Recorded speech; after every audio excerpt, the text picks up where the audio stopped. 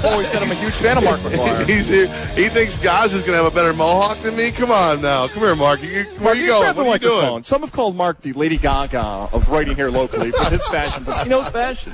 Mark, all right, so what did you say? You only root for Skidmore? And I got a kid on the Skidmore field hockey team. That's the only rooting interest I have with local teams. Professionally, I can't. I so want you Albany lacrosse to win.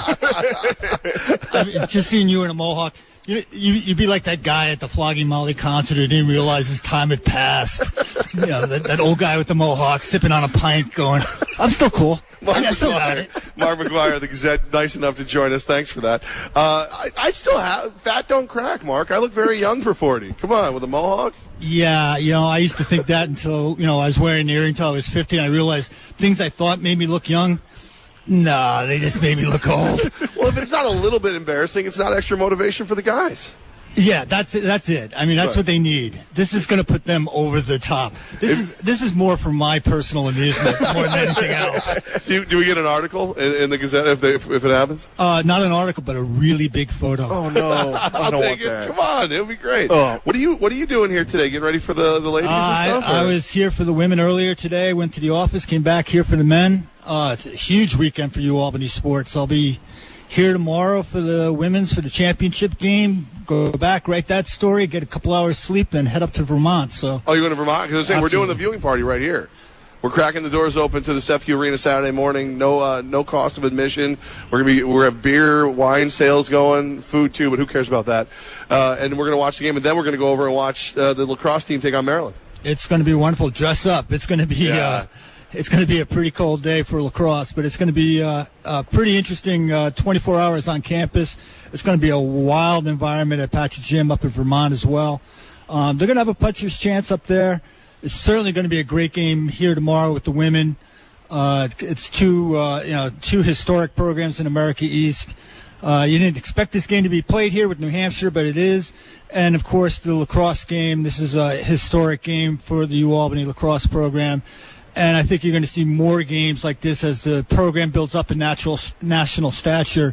Teams are going to be willing to come here. Yes, we're talking to you, Syracuse. Play outdoors. I love that. Speaking of Syracuse. I know, I'm a Syracuse guy, but so that's a great little taunt to the Orange there. We've been talking to our listeners this week about the conference tournaments and where they take place, whether it be on a neutral floor, a team's home court. What do you prefer? Do you like it when it's there in a spot like Vermont for the smaller schools? The answer is yes. It depends on the conference. It depends on for the smaller conferences, I like the idea of home court. For a situation like the MAC, I don't mind it being played in Times Union Center. Iona fans got there. It's centrally located. It's a venue unlike any other in the conference, so there certainly makes sense to that. For the bigger conferences, it makes sense to be played in larger arenas. Who knew that, ACC country resided in New York? But that's where they're playing it. So, it really depends on the conference. I'm not swayed either way. Certainly the Times Union Center is a better location than, say, Springfield, which made no sense whatsoever. Right. So, Mark McGuire, Daily Gazette, nice enough to join us. You are a draft junkie.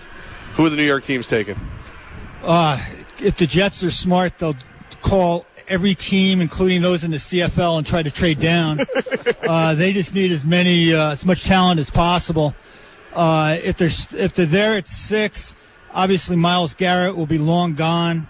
They're going to have to look. There's at least 10 players they could theoretically take at a host of different positions, from Leonard Fournette to either of the two safeties, Adams or Hooker. I don't think they're going to take one of the quarterbacks because none of the three really rate that high, right. Although they could surprise. Which wouldn't shock. It wouldn't shock. They could take wide receiver Mike Williams out of Clemson. One of the advantages of being such a horrible team that has so many needs, they can go a lot of different directions. The downside is they're a horrible team. Right. Is it going to help? Now, the Giants are fascinating. They're sitting pretty. Right. With the addition of Brandon Marshall, they really addressed a need for that big physical wide receiver. They could really put themselves over the top by adding a tight end. And if O.J. Howard out of Alabama is on the board, they got to run up with that selection. Yeah, I like that pick and a then lot. Eli Manning will be smiling. Yeah. There is a chance that Dalvin Cook out of Florida State, who didn't have a really good combine, could fall to them. If he's there, that's another strong consideration. David Njoku, the tight end out of Miami, is also there. And then never discount the idea of the Giants taking a defensive lineman, because that's what the Giants do. Cook and Howard are two guys we've been talking about, so watching how good they were able to play in college overall. We like those picks, too. I want to focus on Buffalo as well. Tyrod Taylor's coming back on a restructured deal. Did you see that happening, or did you see maybe a focus for another Clemson player, possibly Deshaun Watson, going to Western New York? You know, there was so much up in the air going on with the quarterback situation. I think they kind of saw the options that were out there, and just none of them were really good. There's no plug-and-play quarterback in this draft that we know of at this time. Right. You know, there could be a Dak Prescott, but we don't know that. Right. So they probably saw that Tyrod Taylor is their best option going forward this year. A guy I could see them taking at number 10 is a guy out of Clemson, and that's Mike Williams, big wide receiver. Which would complement their other wide receiver out of Clemson, Sammy Watkins, which would give another option for Taylor. You know, the idea that a Clemson connection post Ryan. Right. It's kind of funny. It's just coincidental. Draft this kid as a kicker or something just for fun. Mark, man, we appreciate you. I know you're busy getting ready for all the big stories going through the area, and as we get closer to the draft, we'd love to have you in again, because I don't know anyone locally who does more draft homework than you. Like, yeah, I got way too much free time. Like basically, what is it? You have a draft widow at home, right? Is that absolutely a draft widow at home? She doesn't understand it. She doesn't like it. She doesn't want to hear about it. It's just me, my little draft sheets, little mock drafts. It's really sad. but it benefits us, so I like it. There you go. Mark, we appreciate you. Thank you so much, guys. man. Have a great day, and look forward to reading whatever you write about the teams. Thank you so much, man.